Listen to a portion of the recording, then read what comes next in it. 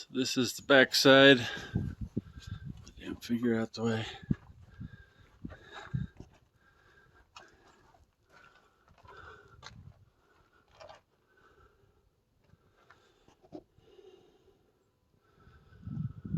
I still have some stuff I need to do, but this gives you kind of an idea. Put one sample piece of the black.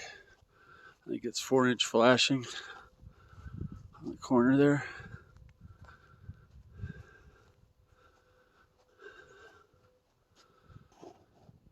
So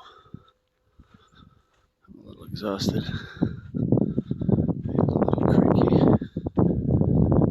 Which are a very good combo for old T-Bone. You see the little lights on top. I don't know if you like those. Bigger. I'll probably come out here and take a photo of it all at dusk. See what they look like lit up. I still have to sink screws in the ends so the boards can't move because these things get hot and they flex. So anyhow,